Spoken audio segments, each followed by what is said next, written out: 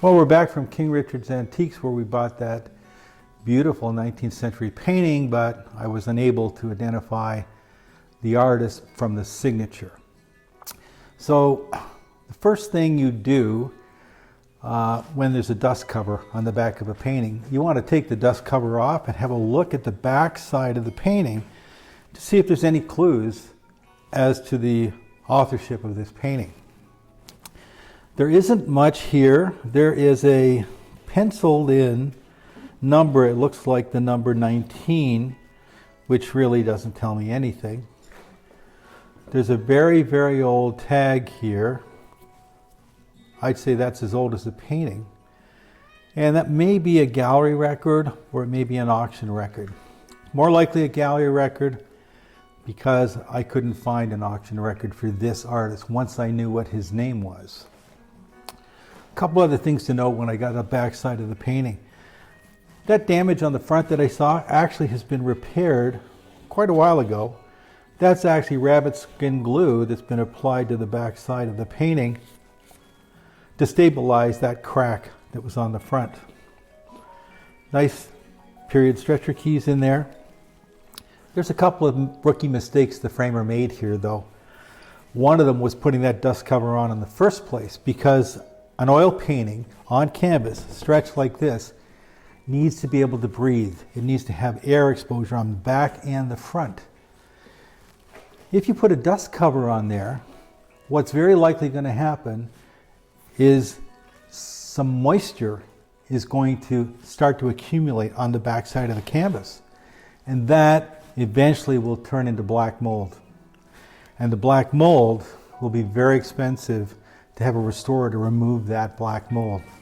So you never want to put a dust cover on a painting that's stretched on canvas like this. The second kind of sin that this framer made was this is a new frame. I can tell it says made in Brazil here. And there's obviously, this is maybe an invoice number from the framing shop. But what he did was he put the stretched canvas into the frame using a pneumatic nail gun, and he nailed right through the old stretcher into the new frame. That's how it's attached. Now, really, the stretcher itself is very important to the provenance and history of the painting, and it should never, ever be attached to a frame like this. The correct way to attach an old painting to a new frame is using something called an offset. That offset would sit right there, and he would put a screw through that bottom part of the offset into the new frame and nothing here. That screw would hold this painting in place if he had offsets all the way around the painting. So that's all I can glean from the back. We'll turn it around and we'll have a look at the front.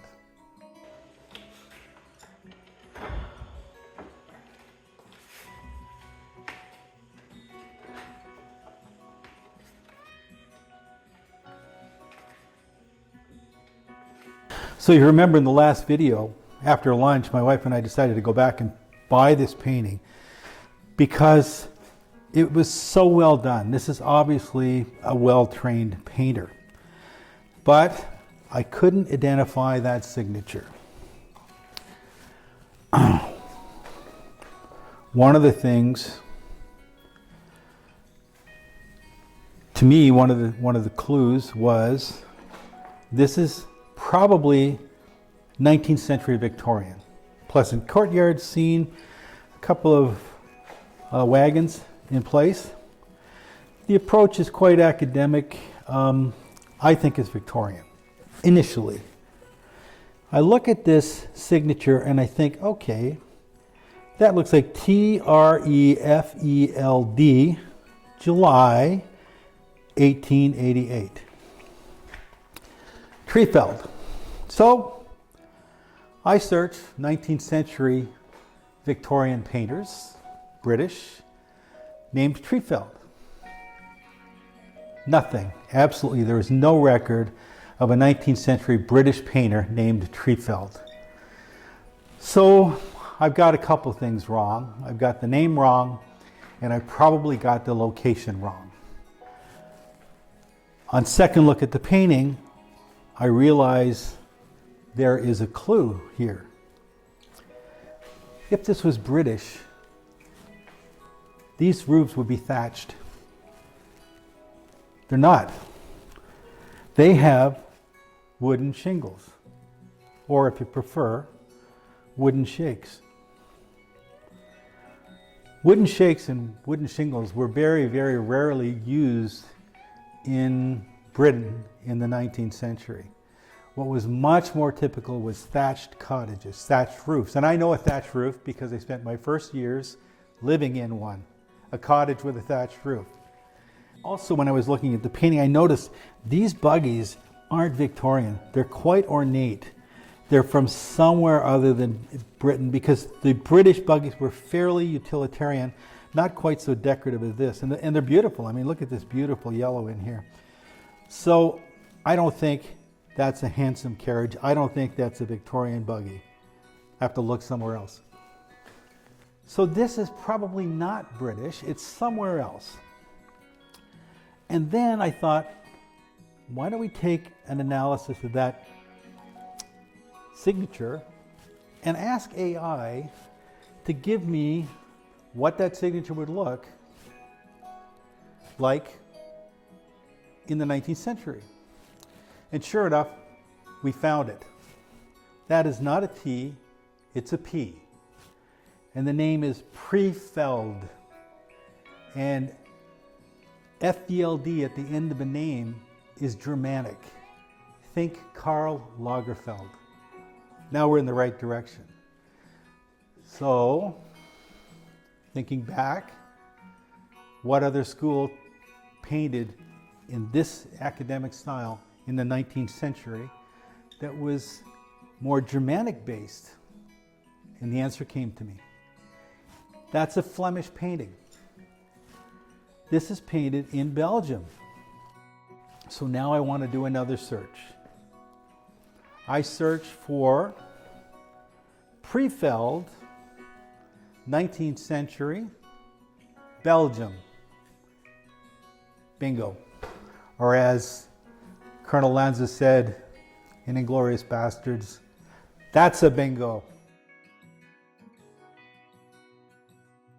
Now it's easy.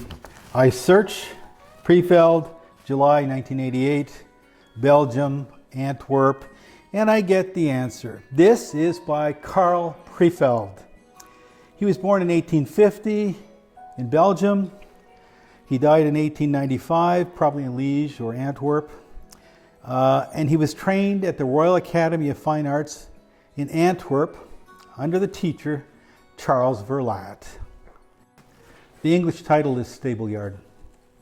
And this painting was possibly exhibited as Cours d'étalage at the Brussels Salon in 1888. It's oil on canvas. It's signed, lower left, Prefeld, July 1888. So we got it. Now, I found the artist, but there's no auction record for Karl Prefeld, not even one. So how do I value this? It just happens that none of his work ever got to auction. But that's okay, that doesn't mean it can't be valued. This is a Flemish painter, there's a Flanders school, there's lots of auction records for Flemish painters of this quality. Question is, what do we think it's worth? Well, here's what I came up with. The valuation summary for Karl Prefeld. The estimated fair market value, ready? $3,000 to $8,000 US dollars. And potentially $8,000 to $12,000 US dollars if a formal authentication and exhibition link were established.